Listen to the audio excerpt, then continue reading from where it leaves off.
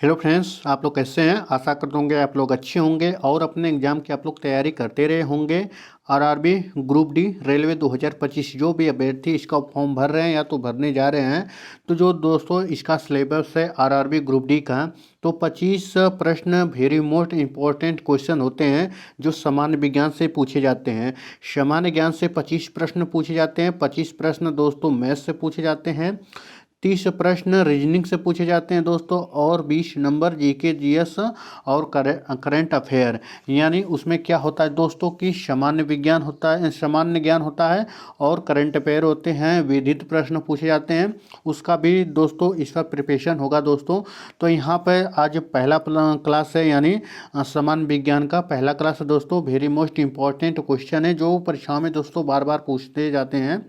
चलिए दोस्तों वीडियो को स्टार्ट करते हैं। उससे पहले आपसे रिक्वेस्ट है कि आप लोग अगर हमारे चैनल पहली बार विजिट कर रहे हैं तो चैनल को सब्सक्राइब कर लीजिएगा और वीडियो को लाइक करिएगा। ज़्यादा से ज़्यादा अपने दोस्त चार फ्रेंड के साथ इसे ज़रूर शेयर भी करिएगा। साथ ही बेल आइकन प्रेस करें ताकि वीडियो का नोटिफिकेशन आप तक पहले ही पहुंचती रहे।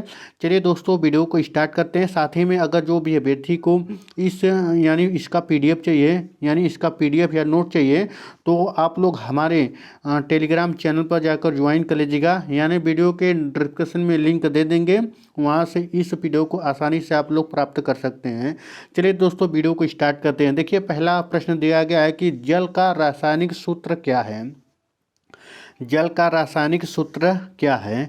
तो CO2 है, H2O है, O2 है, HCl है। कौन सा है दोस्तों? आप लोग आंसर भी करिएगा, कमेंट में आंसर भी बताइएगा। देखिए दोस्तों रासायनिक सूत्र क्या होता है जल का? तो H2O होता है। ऑप्शन नंबर 2 सही है, ठीक है। तो ऑप्शन नंबर 20 सही है। और O2 के बारे में भी जान लेते हैं। CO2 क्या है? तो यह कार्बन डाइऑक्साइड का रासायनिक सूत्र है।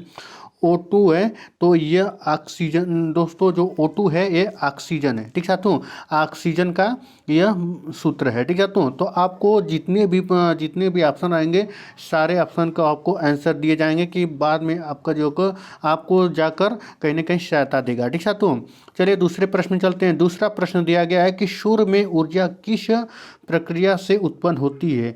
जो सूर्य होता है दोस्तों उसमें किस प्रकार से प्रक्रिया, यानी सूर्य ऊर्जा जो होता है दोस्तों, सूर्य में जो ऊर्जा किस प्रक्रिया से उत्पन्न होता है?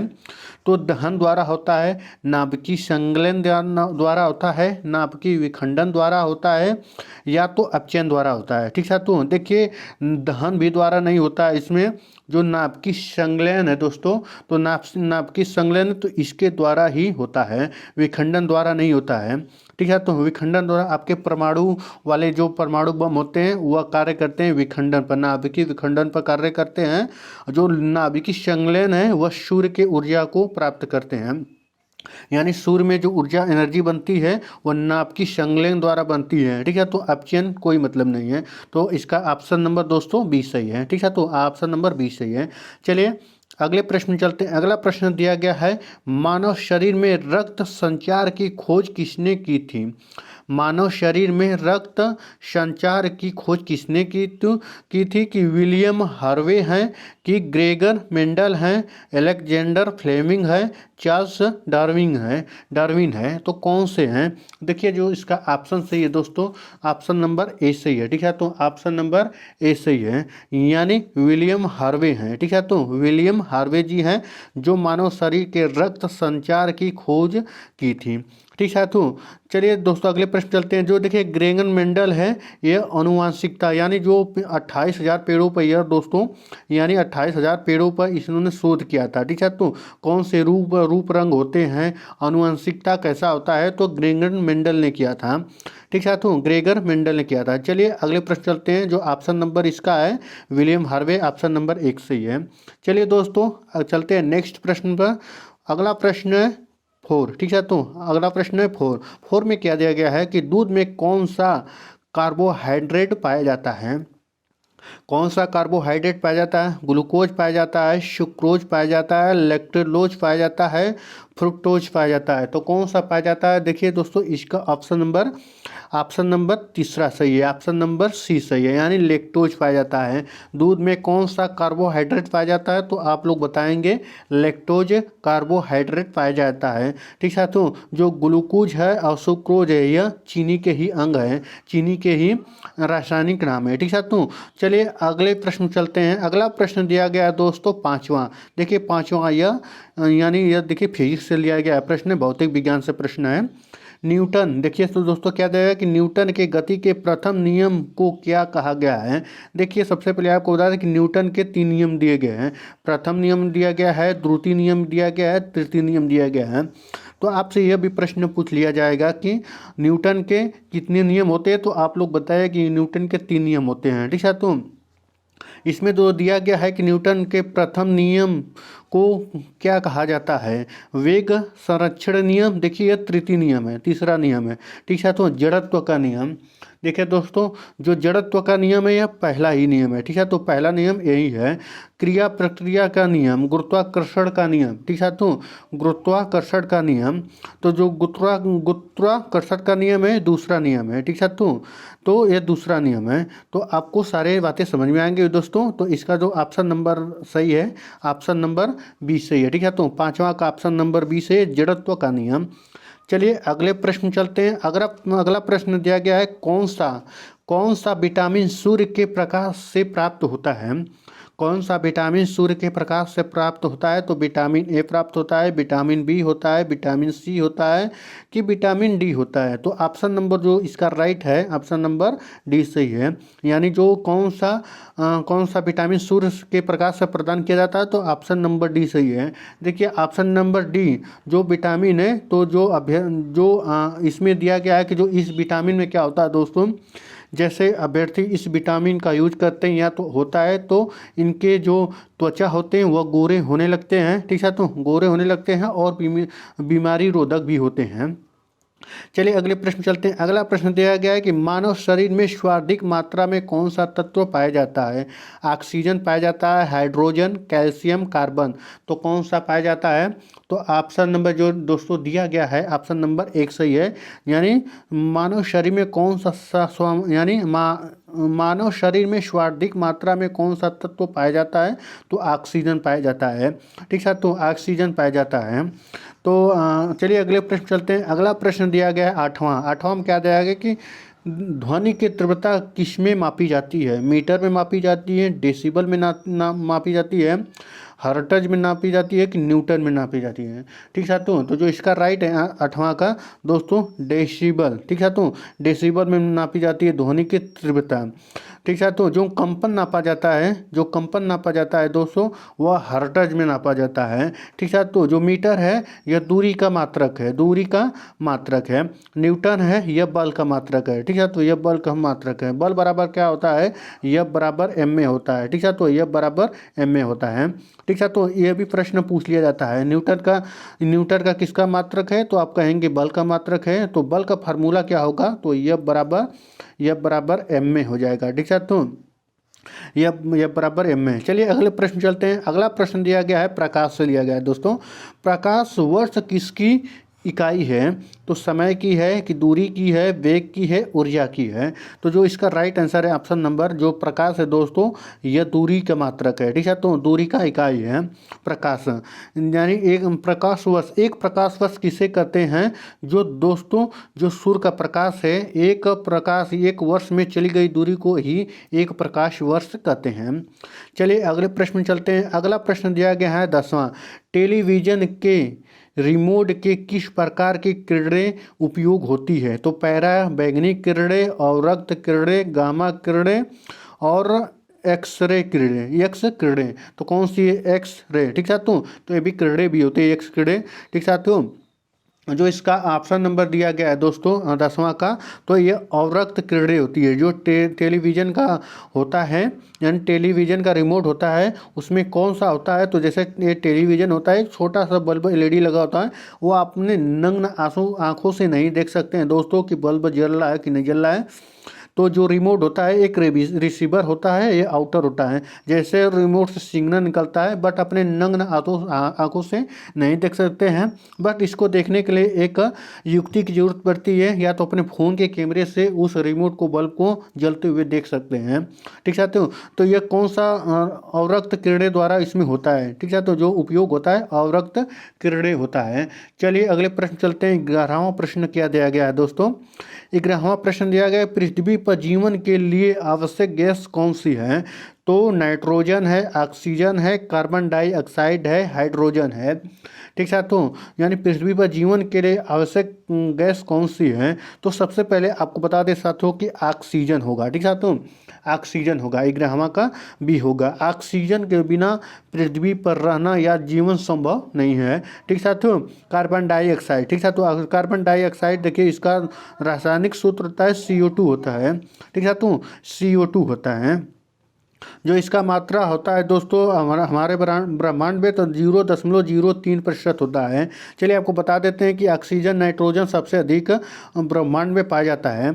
सबसे पहले आता है 71% आता है आपका नाइट्रोजन आता है। उसके बाद 21% आता है आपका 21% आता है ऑक्सीजन आता है। और नाइट्रोजन 71% हो गया और 21% ऑक्सीजन हो गया।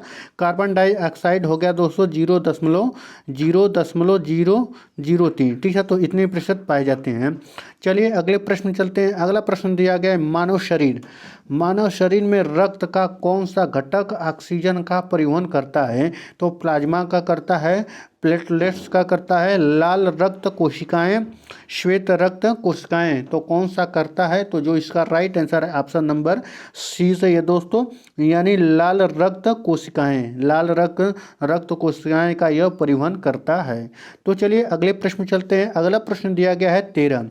ठीक है, तो 13 में क्या दिया है, जल का घनत्व अधिकतम किस तापमान पर होता है।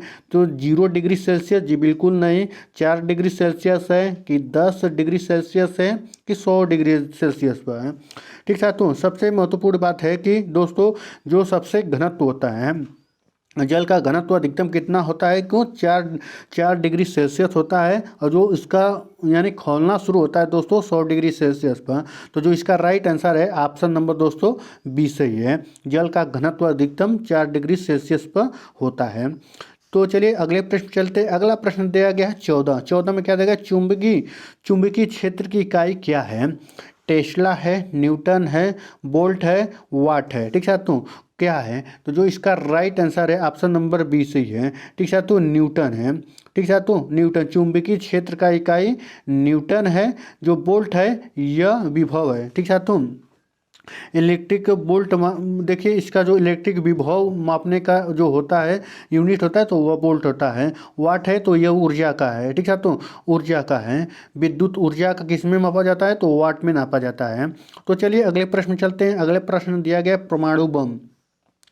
परमाणु बम का सिद्धांत किस पर आधारित है। तो आपको बताया है कि नाभिकीय संलयन, तो यह सूर्य में होता है दोस्तों। ठीक साथियों, नाभिकीय संलयन यह सूर्य में होता है। नाभिकीय विखंडन देखिए परमाणु बम में होता है। वो नेक्स्ट प्रश्न में आपको बताए थे। तो आप लोग जो भी देखे रहे होंगे तो कहीं ना कहीं वो राइट बता देंगे। तो ऑप्शन नंबर 20 सही है। देखिए गुरुत्वाकर्षण इससे कोई मतलब नहीं है।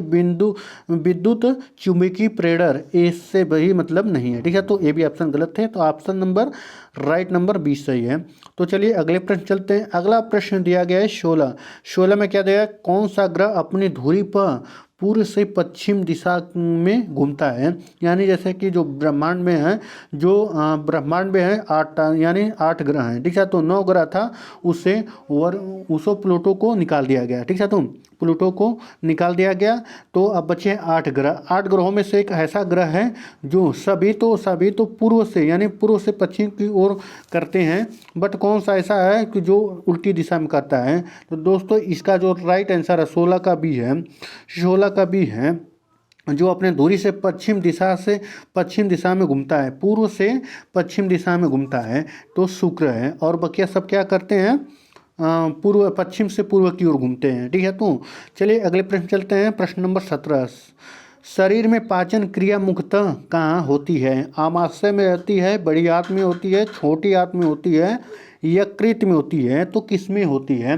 तो 17 का ऑप्शन नंबर सी सही है, ऑप्शन नंबर सी सही है। ठीक साथियों, यानी छोटी आंत में होती है। चलिए अगले प्रश्न में चलते हैं। अगला प्रश्न 18 में क्या था कि अम्ल वर्षा किसके कारण होती है? तो CO2 और O2 की वजह से होती है, NO2 और SO2 की वजह से होती है, CH4 यानी मेथेन और कार्बन डाइऑक्साइड, O3 और N2 से होती है। तो कौन सी होती है दोस्तों, आप बताइए किसके कारण अम्ल वर्षा होती है? तो जो इसका राइट आंसर है ऑप्शन नंबर बी सही है। ठीक साथियों, नाइट्रोजन ऑक्साइड और सल्फर डाइऑक्साइड के मेल से ही अम्लीय वर्षा का कारण होता है। तो चलिए अगले प्रश्न चलते हैं। ऑप्शन नंबर बी है 18 का। अगला प्रश्न है 19 से। एनडीए यानी डीएनए करें हम। डीएनए की संरचना किस खोज यानी डीएनए की संरचना की खोज किसने की थी? तो देखो, वाटसन और क्रिक ने की थी, मेंडल ने की थी, डार्विन ने की थी, पाश्चर ने की थी। किसने की थी?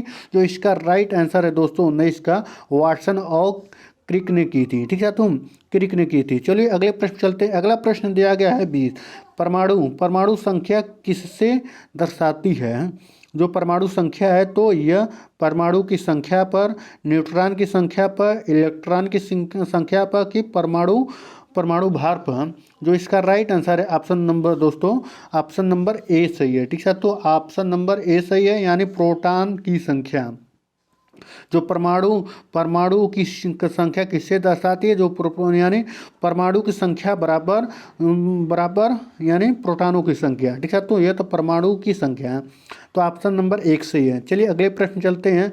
अगला प्रश्न दिया गया है कि विद्युत प्रतिरोध की एसआई मात्रक क्या है, यानी इकाई क्या है? तो ओम है, वोल्ट है, एम्पियर है, वाट है। जो इसका राइट आंसर है इसका ओम है दोस्तों। ठीक है, तो ओम है। तो आपको कभी कभी ऑप्शन में ना सिंबल भी मिल जाएंगे। ठीक है, तो ओम ऐसे बना रहता है, तो आप लोग ध्यान दीजिएगा, यानी ऐसे सिंबल बना रहता है ओम का। तो विद्युत प्रतिरोध की एसआई इकाई क्या है? तो ओम है। ठीक है, तो वोल्ट है, जो विद्युत वोल्ट देखिए एम्पियर होता है और वाट होता है। ठीक है, तो चलिए अगले प्रश्न चलते हैं। अगला प्रश्न दिया गया है 22 से। ऊष्मा के संचरण की किसकी विधियां होती है? ऊष्मा के संचरण की कितनी विधियां होती हैं? तो 1 होती हैं कि 2 होती हैं कि 3 होती हैं कि 4 होती हैं? तो कौन सा ऑप्शन सही है आप लोग कमेंट करिएगा। देखिए दोस्तों, इसका ऑप्शन नंबर 3 सही है, ऑप्शन नंबर 3 सही है। चलिए अगले प्रश्न चलते हैं। अगला प्रश्न दिया गया है 23। ठीक है, तो अगला प्रश्न दिया गया है 23। जो इसका दिया गया दोस्तों 22 का, तो 3 है। ठीक है, तो आप क्वेश्चन नंबर 23 है। मानव शरीर में सबसे बड़ी ग्रंथि कौन सी है? यकृत है, अग्न्याशय है, अधिवृक्क ग्रंथि है, पीयूष ग्रंथि है? तो जो इसका राइट आंसर है अधिवृक्क ग्रंथि। ठीक है, तो ऑप्शन नंबर 3 सही है, यानी 3 सही है, सी सही है। चलिए अगले प्रश्न चलते हैं। अगला प्रश्न दिया गया है दोस्तों वायुमंडल में ऑक्सीजन का प्रतिशत कितना होता है? तो आपको बताए हैं, आप लोग इसका कमेंट करके जरूर बताइएगा दोस्तों। तो चलिए दोस्तों, इसका बता दें कि जो 21% है। ठीक है, तो जो 24 का ऑप्शन नंबर 1 सही है, यानी आपका ऑक्सीजन 21% है, नाइट्रोजन 78% है। ठीक साथियों, यह दोस्तों दिया गया है 78% है। ठीक है, तो ये दोनों सबसे ज़्यादा हम लोग के वायुमंडल में ऑक्सीजन है प्लस नाइट्रोजन है। ठीक है, तो ऑक्सीजन प्लस नाइट्रोजन सबसे मिलाकर अधिक है। ठीक है, तो और बकिया में 1% बनते हैं, सब होते हैं। और प्रश्न 25 नंबर 25 है कि ध्वनि की गति सबसे अधिक किस माध्यम में होती है? तो ठोस में होती है, द्रव में होती है, गैस में होती है, तो निर्वात में होती है? तो देखिए ऑप्शन नंबर ए सही है। ठीक है, तो ऑप्शन नंबर ए सही है, सबसे अधिक ध्वनि की गति ठोस में होती है। जैसे एक लोहे आप लेते हैं दोस्तों, थोड़ा एग्जांपल दे देते हैं इसमें कि जैसे एक लोहे लेते हैं छड़, तो आप लोग बचपन में आप लोग घंटी देखे रहे होंगे अपने स्कूल में, जब घंटी या तो वेल बजता है तो एक छोटे से एक रहता है, लटकाया रहता है ऐसे। ठीक है, तो गोल से एक टुकड़ा होता है जो लोहे का होता है, तवे जैसा होता है। जैसे इसे लोहे से लोहे टक्कर दी जाती है तो बहुत ज़्यादा आवाज़ करता है। क्या पानी को मारने में ज़्यादा आवाज़ आता है? नहीं। गैस को तो आप यानी एक दूसरे से टकरा भी नहीं सकते हैं, ठीक है। तो निर्वात क्या होता है? निर्वात माध्यम जो एकदम मंडल होता है, निर्वात माध्यम का जो किसी रुकावट से वातावरण होता है उसे ही निर्वात कहते हैं। तो इसका जो राइट आंसर है वो ध्वनि की सबसे अधिक किस माध्यम में गति होती है? तो यह ठोस में होती है, ठीक है। तो जो आपके वेरी इंपॉर्टेंट क्वेश्चन है दोस्तों सामान्य विज्ञान के, तो आपके यश समाप्त हो गए दोस्तों। 25 प्रश्न थे और बार बार यह प्रश्न पूछे जाते हैं। आपका जो क्लास अगला रहेगा दोस्तों वह जीके जीएस और करंट अफेयर रहेगा, यानी जीके जीएस और करंट अफेयर रहेगा। वेरी मोस्ट इंपॉर्टेंट रहेंगे दोस्तों, कहीं ना कहीं इन परीक्षाओं में आपको सहायता मिलने वाले हैं। चलिए दोस्तों मिलते हैं नेक्स्ट वीडियो में। अगर आप लोग दोस्तों चैनल पर नए हैं तो चैनल को सब्सक्राइब कर लीजिएगा। चलिए दोस्तों मिलते हैं नेक्स्ट वीडियो में नेक्स्ट अपडेट के साथ। धन्यवाद।